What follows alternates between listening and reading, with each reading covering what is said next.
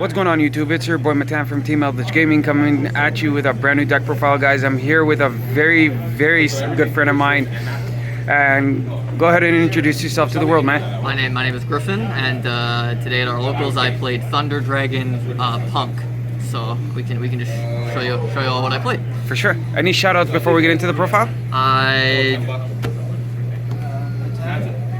Not today, I don't think. Not today. All right, sounds good, brother. Without further ado, let's jump right into the deck profile. All right, sure. So we played this deck. It's got several engines in it. Okay. So the first engine is the Thunder engine. So I'll grab that out. For sure. So for the Thunder engine, you're playing 3 Thunder Dragon. Yep.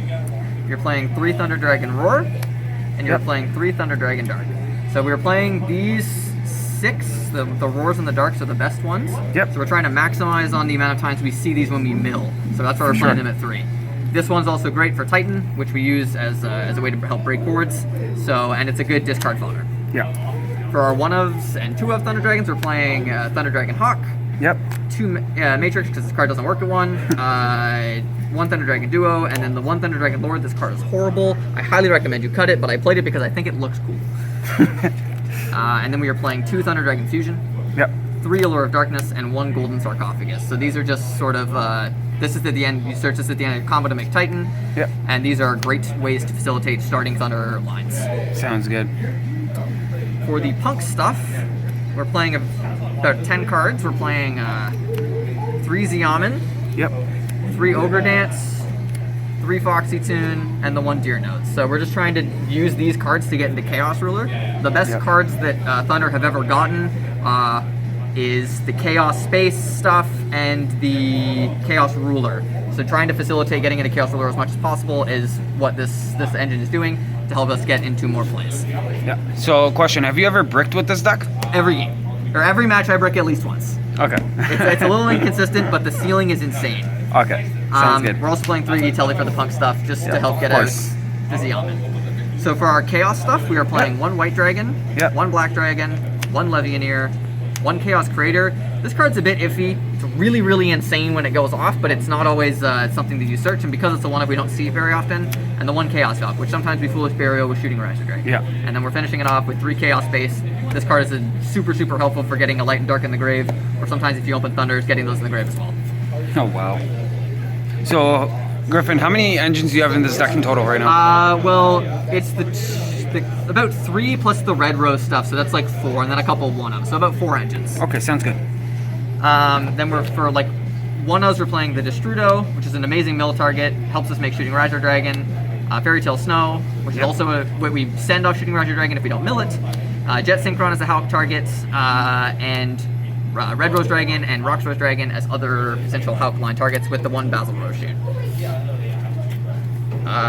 For going second cards, we are playing 3 Ash, we are playing 3 Veiler, we are playing 2 DD Crow, Oh wow. and 1 Ghost Ogre, Holy. as well as the 3 Forbidden Chalice. Woo! Let's These go. ideally would be droplets, but I just haven't got around to getting them yet, so they're not there.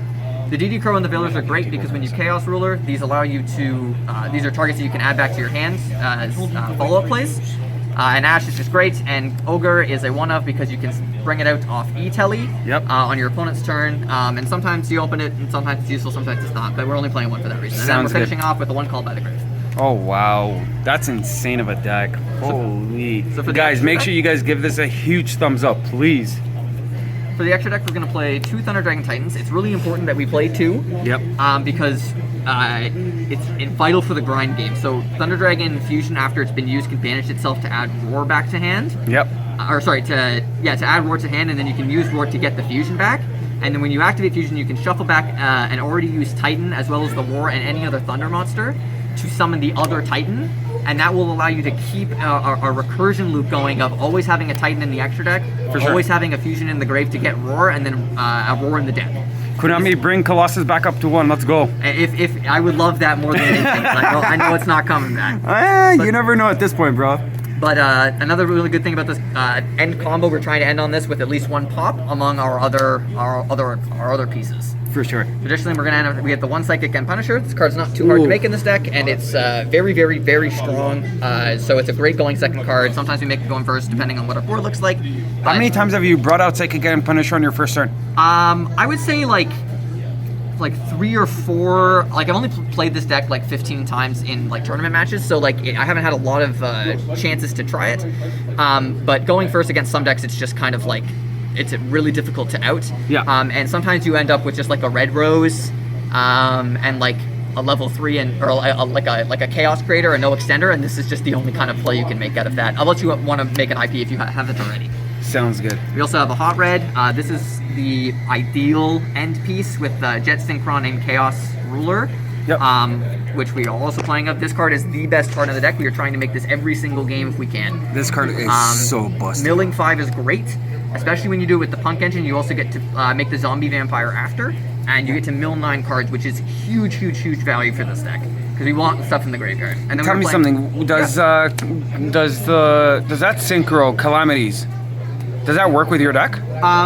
Theoretically, it can, but we are not playing it just because I think it would be very inconsistent to get. So for the punks, or when you play that in Punk Therion, it's a very easy line. It's very streamlined, but we have a lot of other possible options in this deck. So I think it's a little bit more engaging for me when I'm trying to sort of play with the extenders that have been given to me off the mills instead of making the Calamity, which I think would be a little bit inconsistent in this deck because we don't always get the Hulk line.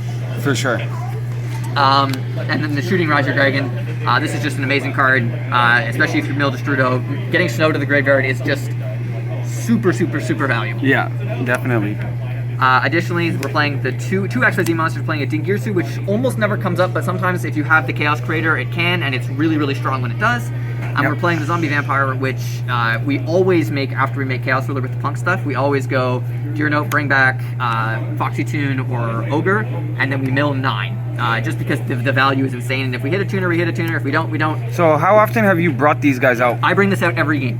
Every game that the Chaos Ruler comes out, this comes out right after. Okay, and what about Dingirsu? Dingirsu is more important for going second. It comes up sometimes, but it's not the most like impactful card immediately. Going first, it's a great protection card against Regeki and stuff, but it requires that you have specific extenders to make this. Makes sense, yeah. I'm guessing you play Galatea? I do not play Galatea, no. You just make it with the Chaos Creator and Chaos Ruler, or Chaos Creator, Chaos Ruler, and Thunder Dragon duo. Okay. We are playing the 1 access code talker. Hey, let's go. Just amazing going second. Of course, you always. Gotta play it. It's super definitely easy to make in this deck. Oh god, yes. Then we are playing the Apollos of the Goddess. Is that secret? It is secret. Hey, let's go. Where's the Starlight? I wish, dude. I wish. It's $900 in the bank account waiting to be spent. So, I mean, hey, listen. At this point, if it goes down in price, never know. Never know. We'll see. But this card's really great. We try and make this on our turn 1 board as much as possible. So I can explain what the turn 1 board looks like at the end. Yep. We play a Hulk because Hulk is gross, and it's just super strong. And Hulk is just stupidly busted. We're also playing Unicorn, just because Unicorn's a really good going second card. It helps also facilitate access code a little bit easier. So why not Phoenix? Why not Phoenix? This is the Link 3, which is its most impactful part. Yeah. It can shuffle away back row if I need to shuffle away back row, but it shuffles because it shuffles instead of destroys. I just think that's an incredibly powerful tool, and most importantly, it's a Link 3, so we can use it to make access code with 53. Okay. We're playing 1 Dark Tremor Gloomy. Yep. This card is retarded. Well, it's super strong. It's the ability to help facilitate access code as well. Yeah, pretty much. Also, it's just a good extender when you don't. Yeah. It's a pretty generic extender for this deck. We're playing an IP Masquerena, which we're trying to end on as well. This card is really strong.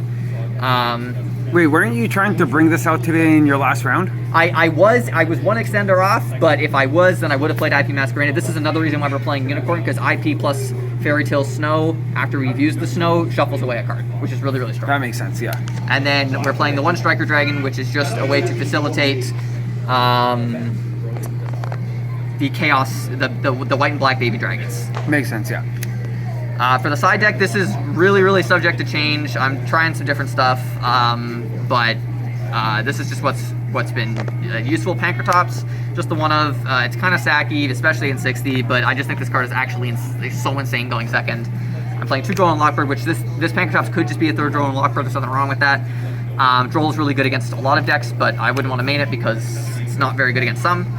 I'm playing 3 Nibiru because Nibiru is very strong, especially in a deck where it gives you a body when you're doing a lot of link summoning. If this Nibiru makes it to my turn, then it's a free extender. Yep. And that's the card Yanis needs. 3 Denko Sekka. This card is a nice tech choice that I like. It's really good against back row decks like Eldritch and whatnot, especially because it's searchable with Thunder Dragon Fusion. That does kind of make it mean that maybe it's better to play it as a one-of, but I think that just the high impact of Denko Sekka is just really strong. I haven't seen people play that in a while. Yeah, it's kind of a Thunder only sort of card. So for sure. And then our back row hate, we are playing a Red Reboot, a Feather Duster, and 2 Cosmic Cyclone. Oh, let's go. Just don't like back row stuff That's secret. To play against when you're playing against Floodgates. Oh, look at that beauty. Oh my god. Is this original? It's from Legendary Collection Joey's World. Oh yeah, that's original then. So nice. And then lastly, this is something that I've been trying out, is the Zombie World and the Necro World Banshee. I didn't play anybody today where this came up. I didn't like if I'm playing against Luanda Reeds, when you make Shooting Riser Dragon, instead of sending Snow, you can send Necro World Banshee to make Zombie World, which is super impactful against like decks like Flu. Oh, wow. So this is what I'm trying as a tech option to get some like. Have you played this card against anybody yet?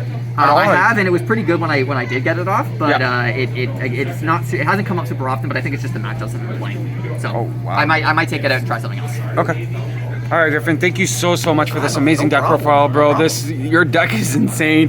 What was the deck count? The deck count is at 60, and then you have 15 in the extra deck. The one thing about the deck it's really fun, but it's very difficult. There's a lot of branching paths and a lot of different extenders that show up after you mill.